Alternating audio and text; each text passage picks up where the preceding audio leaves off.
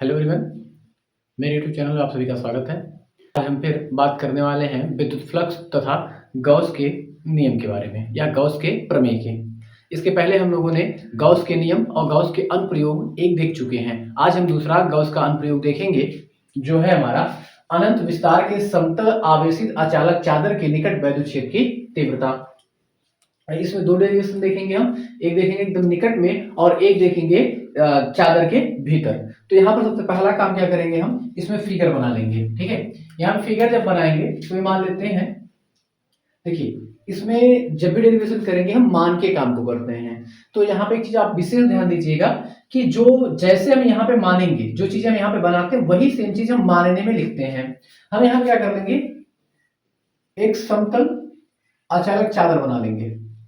ठीक है, जिसका क्षेत्रफल a होगा और इसका दिया गया आवेश क्या होगा, प्लस क्यू। इस पर दिया गया आवेश क्या होगा, क्यू होगा। अब ये चीज याद रखिएगा, मान लिया एक समतल आवेशित अचालक चादर है जिसका क्षेत्रफल क्या है, E है, जिसका पृष्ठ आवेश घनत्व क्या है, सिग्मा है, जिसको दिया गया आवेश क्या है, प्लस क्यू है। इससे हम इस चादर से कुछ दूरी पर एक बिंदु P मान लेंगे जो कि हमारा होगा R। इस बिंदु पर हम निकालेंगे विद्युत क्षेत्र की तीव्रता। अब इस बिंदु पर विद्युत क्षेत्र की तीव्रता निकालनी है तो हमें करना क्या है, हमें करना क्या पड़ेगा, हम इस बिंदु के चारों तरफ हम एक गॉसी बेलन की क्या करेंगे, रचना। तो पहले हम थोड़ा सा मान लेते हैं जितना अभी तक किए हैं। ठीक है, देखो माना समतल आवेशित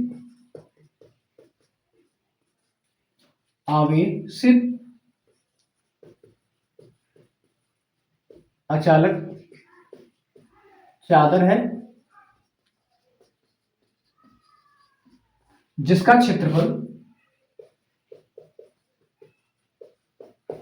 A तथा पृष्ठ आवेश घनत्व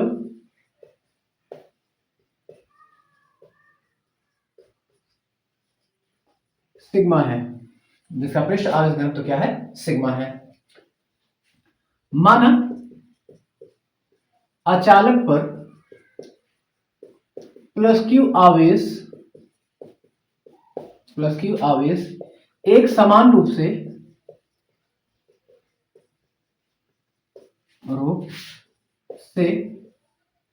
बिखरा हुआ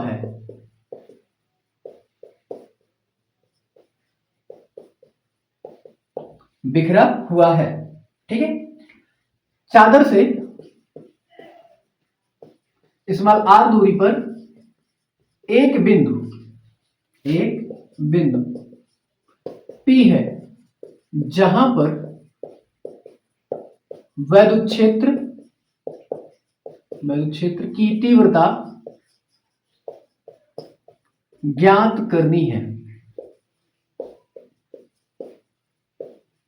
ठीक है, अब ये क्या करेंगे हम, यहां से ये बिंदु P है जो कि r दूरी पर है। ठीक है, अब हम क्या करेंगे, बिंदु P के चारों तरफ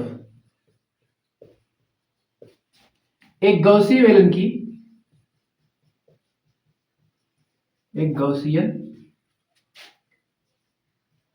बेलन की रचना करते हैं जिसके दो सपाट पृष्ठ A व B तथा तीसरा वक्र पृष्ठ,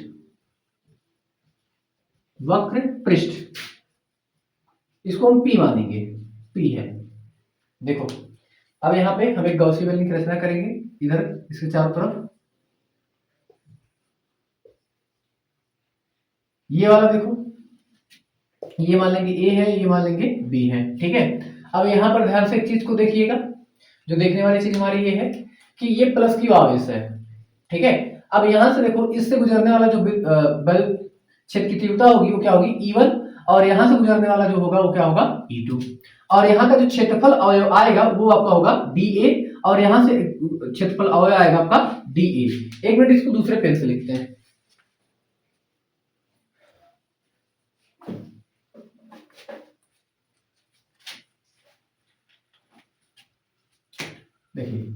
ये जो क्षेत्रफल वो आएगा ये आपका डी ए आएगा, ये जो विद्युत क्षेत्र की तीव्रता आएगी E1, यहाँ पे आएगा E2 और यहाँ पे आएगा आपका डी ए। ठीक है, तो यहाँ पे देखो जब इसको निकालेंगे तो यहाँ पे हम करेंगे क्या, हम सबसे पहले क्या कर लेंगे, तो इस ए से गुजरने वाला विद्युत फ्लक्स और इससे गुजरने वाला विद्युत फ्लक्स ज्ञात करेंगे। जब यहाँ पे विद्युत फ्लक्स करेगा सपाट पृष्ठ यानी कि इस वाले पृष्ठ से, ठीक है, तो यहाँ पर देखो जो ये आएगा वो आएगा डी ए ऊपर की तरफ, और यहाँ पे विद्युत क्षेत्र की दिशा जो है वो ई इस दिशा में होगी। ठीक है, चलिए बात करते हैं बेलन के पृष्ठ ए से गुजरने वाला विद्युत फ्लक्स। विद्युत फ्लक्स जो होगा उसको हम मान लेते हैं फाई ई। ठीक है, और एक चीज आवेश घनत्व मान, ठीक है, फाई ई या E1 भी कर लेंगे, कोई दिक्कत नहीं, E1 कर लेते हैं। ठीक है ना, बिंदु ए से, बिंदु ए है तो यहाँ पे हमारा क्या आ जाएगा वेक्टर ए, और साथ में यहाँ पे क्या आ जाएगा आपका डी ए, ये हो जाएगा, और यहाँ पे आ जाएगा आपका समाकलन ए। ठीक है, जब इसका समाकलन करेंगे पहले इसका हम हटा देते हैं ये, तो इसके लिए देखो क्या हो जाएगा फाई ई बराबर, यहाँ पे वेक्टर को हटाने के लिए हम लगा देंगे कॉस थीटा, तो ई डी ए क्या आ जाएगा साथ में कॉस थीटा। ठीक है, अब यहाँ पर देखो यहाँ पे क्या किया जाएगा, हम सबको कॉमन ले लेंगे और डी ए का कर देंगे समाकलन, तो फाई ई बराबर आपका आ जाएगा समाकलन ए ई, रुक जाइए इसको, ई कॉस थीटा हम ले लेते हैं कॉमन। ठीक है, और यहां पर नहीं, रुको रुको,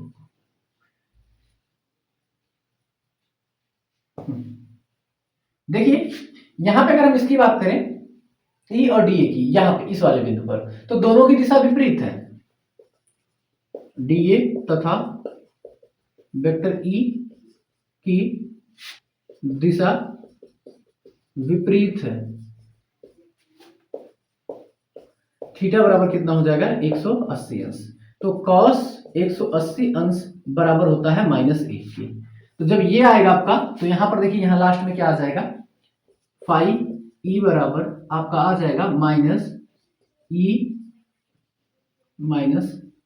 ई समाकलन डी ए। जब इसका समाकलन करेंगे तो फाई ई वन माने थे ना, ई वन बराबर ये आपका आ जाएगा माइनस ई ए, समाकलन इसका ये आ जाएगा। ठीक है, इसको नोट कीजिए।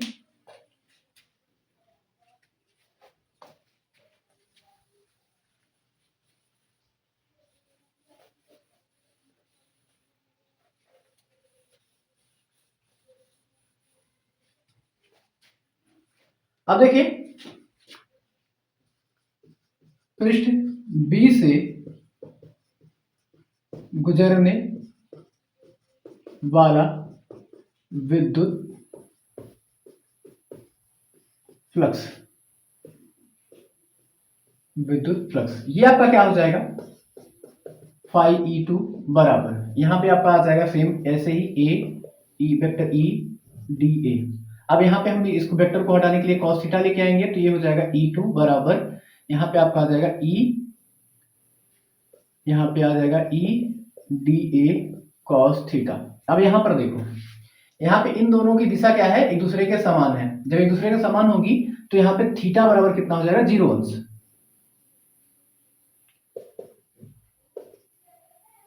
वेक्टर E तथा डी ए की दिशा समान है,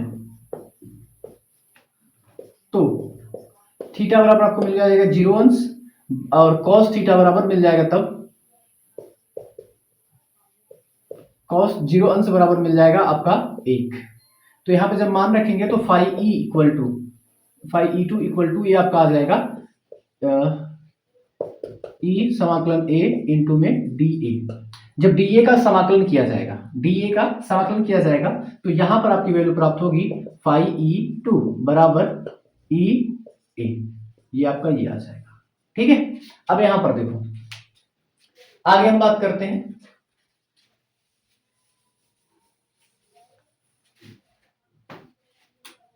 वक्र पृष्ठ से गुजरने वाला फ्लक्स। चाहे फाई मानो या जो भी मानने का मन करता है। तो देखो फाई ई इक्वल टू हो जाएगा समाकलन ई डी ए। अब यहाँ पे फाई ई, यहाँ पे ए आएगा, यहाँ पे वेक्टर हटा देंगे तो यहाँ पे आ जाएगा E D A cos theta. Phi E बराबर, जब यहाँ पे देखो इसके बीच की बात करेंगे तो 90 अंश का कोण है, तो साइन सॉरी थीटा बराबर यहाँ पे क्या हो जाएगा 90 अंश, और कॉस 90 अंश का मान जो होता है वो कितना हो जाएगा 0। क्या हो जाएगा 0। अब यहां पर देखिए इस चीज को हम जब निकालेंगे, ठीक है, तो ये हमारा हो जाएगा फाई ई इक्वल टू 0। मान रखा जाएगा क्या आ जाएगा 0। तो हम एक काम कर लेंगे, मान लेंगे अब यहां पर माना कुल विद्युत फ्लक्स फाई है, तो फाई ई बराबर हो जाएगा फाई ई वन माइनस में फाई ई टू। ठीक है, फाई ई वन माइनस में फाई ई टू, नहीं उल्टा phi E two minus phi में ई वन, ये प्लस में आएगा। ठीक है, क्योंकि ये 0 हो गया तो इसको लिखेंगे ही नहीं। तो यहां पर देखिए फाई ई इक्वल टू आपका क्या आ जाएगा, यहां पे इसका मान क्या है ई ए, तो ई ए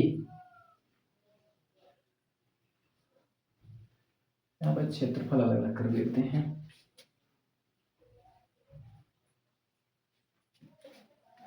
E one E to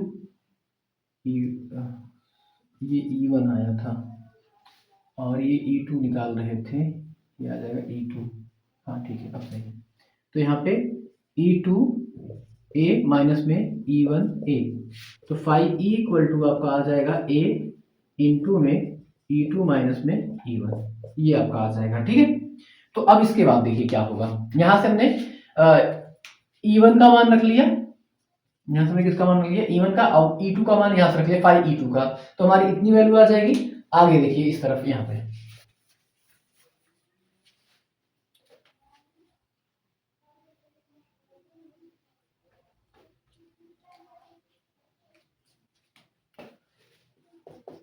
Gauss की प्रमेय से जो कि होता है फाई ई बराबर आपका होता है क्यू अपान में एप्सिलॉन नॉट। अब आप एक चीज याद रखिएगा, जो चादर है वो अचालक है। जब चादर अचालक है तो यहां पे बहने वाला आवेश का मान क्या हो जाएगा 0।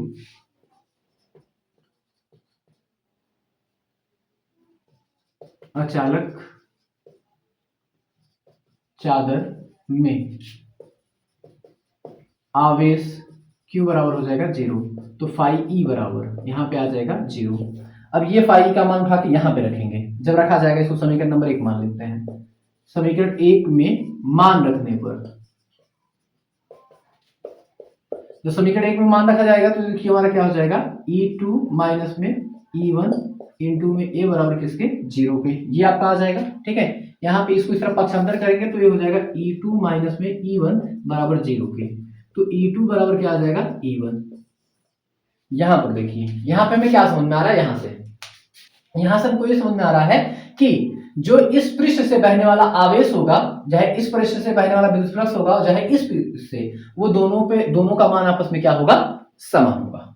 ठीक है, यहाँ पे विद्युत फ्लक्स का मान जो यहां से निकलेगा यहां से निकलेगा वो समान होगा। तो जब वो समान होगा तो विद्युत क्षेत्र की तीव्रता इस बिंदु बी से या सपाट पृष्ठ बी से और ए से निकलने वाला जो मान होगा वो मान भी आपस में क्या होगा समान होगा। बात समझ में आई, नोट कर सकते हैं। यहाँ पे देखिए अब एक डेरिवेशन वैसे ही है, सिर्फ वहां पे क्या था, वहां पे निकट में था, यहाँ पे भीतर होगा। भीतर का मतलब कि वो आपका कुछ ऐसा होगा,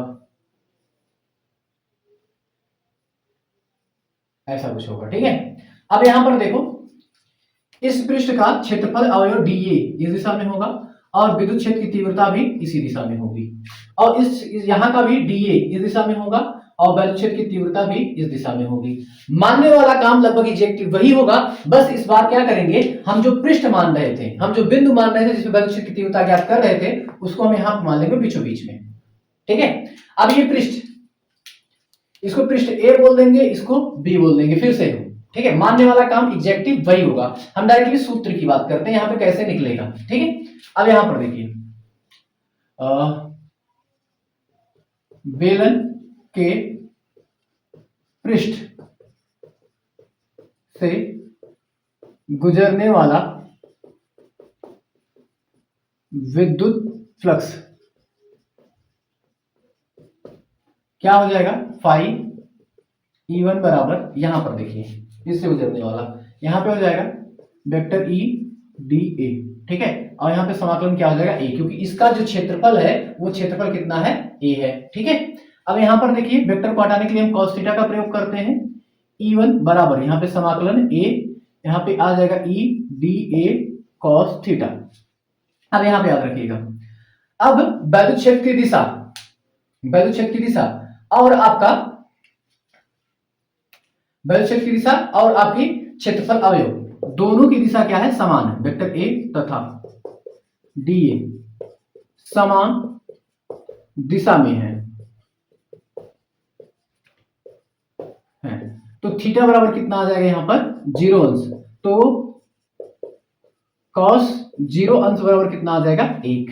अब यहां पर देखें, ये क्या हो जाएगा हमारा, फाई E1 बराबर ई, क्योंकि इसका मान 1 हो जाएगा, जब यहाँ पे 1 आएगा तो ये ई को हम बाहर कर लेंगे और यहाँ पे आ जाएगा समाकलन डी ए, इतना हमारा आ जाएगा, ठीक है। अब यहां पर देखिए ये हमारा इतना आ जाएगा। अब पृष्ठ बी से गुजरने वाला हम क्या ज्ञात कर लेते हैं, फ्लक्स, फाई E1 बराबर आपका आ जाएगा, यहाँ पे E1 कर लेते हैं, ठीक है, ये भी E1 कर देते हैं, इसको E2 कर देते हैं, तो E1 ए ये आ जाएगा, ठीक है। अब यहां पर पृष्ठ बी से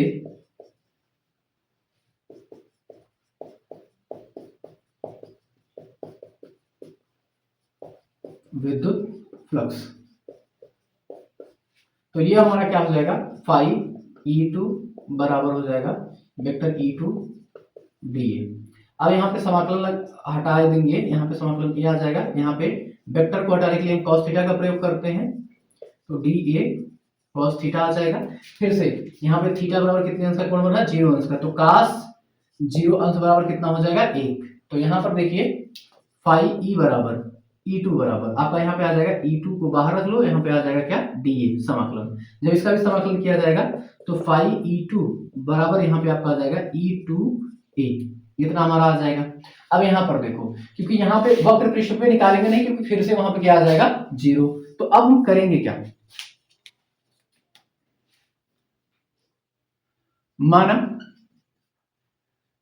माना गुजरने वाला कुल विद्युत फ्लक्स फाई E है, फाई E बराबर फाई E1 प्लस में फाई E2, फाई E बराबर यहाँ पे आ जाएगा E1A प्लस में E2A, फाई E बराबर यहाँ पे आ जाएगा A बराबर में E1 प्लस में E2। आई थिंक कुछ मिस्टेक हो रही है,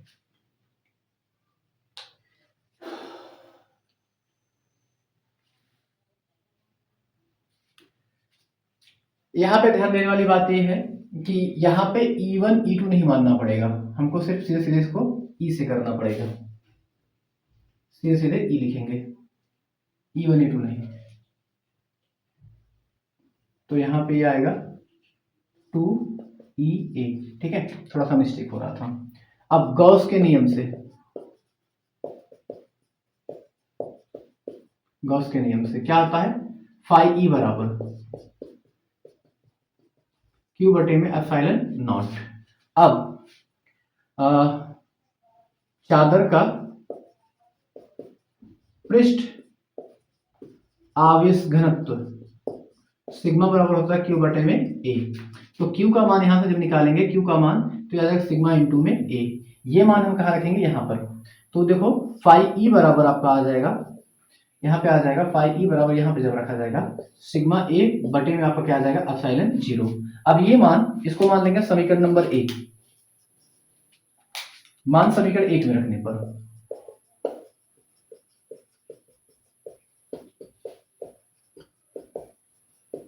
समीकरण 1 में रखने पर। जब मान समीकरण 1 में रखेंगे तो सिग्मा ए बटे में एप्सिलॉन नॉट इक्वल टू में क्यू बटे में एप्सिलॉन नॉट। ठीक है, रुक जाओ यहाँ पे, इसको यहाँ पे रख लेंगे। यहाँ पे देखो फिर से ये मान यहाँ पे, तो हाँ सिग्मा ए बटे में एप्सिलॉन नॉट बराबर 2e ए। हमें e का मान निकालना है तो 2e को इस तरफ पक्षांतर कर लेंगे तो e बराबर आपका हो जाएगा सिग्मा ए बटे में 2a। तो यहाँ पे देखो 2 एप्सिलॉन, ठीक है, तो यहाँ पे a भी आएगा। अब तो a और ये दोनों आपस में कट जाएंगे और यहाँ पे वैद्युत क्षेत्र की तीव्रता जो है आपकी वो आ जाएगी सिग्मा बटे में 2 एप्सिलॉन 0। फिर से देखेंगे, हम यहाँ पे काम कर ले रहे हैं। मान लेंगे, देखो जो इसके पहले मानने वाला काम किए थे कि माना एक समतल चादर होगा, अचानक चादर होगा जिसका क्षेत्रफल a होगा, ठीक है, जिसका क्षेत्रफल क्या होगा a होगा, उसका पृष्ठ आवेश घनत्व तो क्या होगा सिग्मा, और उस पे आवेश जो रखा जाएगा वो q कूलम रखा जाएगा, वो भी प्लस q कूलम। ठीक है, तो अब इससे गुजरने वाला जो विद्युत फ्लक्स की बात करेगा, यहाँ पे क्या मान लेंगे, एक बिंदु है जो इस बार चादर के भीतर ही है और इस पे हमें क्या निकालना है, वैद्युत क्षेत्र की तीव्रता। तो हम इसके चारों तरफ एक गॉसी बेलन की रचना करेंगे जो कि हमने रेड पेन से कर रखा है। ठीक है, अब इस पृष्ठ से गुजरने वाला फाई ई और डी हो जाएगा और इससे गुजरने वाला जो क्षेत्र होगा विद्युत क्षेत्र वो ई और डी हो जाएगा क्षेत्रफल अवयव। तो हम मान लेंगे बेलन के पृष्ठ ए से गुजरने वाला विद्युत फ्लक्स तो हमारा ये इतना आ जाएगा। यहाँ पे वेक्टर को हटाने के लिए cos थीटा का प्रयोग करेंगे, इतना हो जाएगा। दोनों विद्युत क्षेत्र और आपका क्षेत्रफल अवयव के बीच जो बना कोण है वो आपका 0 अंश है, तो cos 0 अंश का मान इतना हो जाएगा। हम यहाँ पे रखेंगे तो ये आ जाएगा EDA। जब EDA में DA का समाकलन करेंगे तो हमारी वैल्यू कितनी आ जाएगी, ये इतनी आ जाएगी समाकलन करने के बाद। पृष्ठ बी से गुजरने वाला ठीक इसी प्रकार से ज्ञात करेंगे, हमारा इतना आ जाएगा cos, यहाँ पे cos का मान भी 1 आ जाएगा। फिर यहाँ पे समाकलन करेंगे तो यहाँ पे आपको कितना आ जाएगा, फाई ई बराबर EA। ठीक है, हम मान लेंगे विद्युत फ्लक्स की कुल विद्युत फ्लक्स फाई ई है, तो यहाँ पे फाई ई प्लस में फाई ई हो जाएगा, यानी कि ये दोनों आपस में क्या करेंगे, ऐड हो जाएंगे। जब ऐड होंगे तो आएगा 2EA। तो इसको समीकरण नंबर 1 मान लेंगे। गॉस के नियम समझाते हैं, फाई ई बराबर क्यू बटे में एप्सिलॉन 0। अब चादर के पृष्ठ घनत्व तो सिग्मा है, तो सिग्मा बराबर क्यू अपान ए होता है, तो क्यू का मान निकालेंगे, ये इतना आ जाएगा। ये वैल्यू उठा के हम कहां रख देंगे, यहाँ पर। जब ये वैल्यू यहाँ पर रखा जाएगा तो यहाँ पर देखिए, यहाँ पे हमारा ये इतना बन जाएगा। अब हम यहाँ पे क्या कर लेंगे, ये मान जो है वो समीकरण 1 में रख देंगे, यानी कि इस जगह पर। जब समीकरण 1 में रखेंगे तो ए कट जाएगा और 2 इस तरफ क्या हो जाएगा, पक्षांतर। तब यहाँ पर आपकी प्राप्त हो जाएगी वैद्युत क्षेत्र की तीव्रता, वो भी किसी समतल अचालक चादर के पृष्ठ पर, एकदम पृष्ठ पर आ जाएगा। ठीक है, इतनी समझ में। देखिए इसमें 2 डेरिवेशन थे, एक तो निकट में देखना था और दूसरा देखना था भीतर। दोनों कंप्लीट हो गए हैं, इसको नोट कर लीजिए।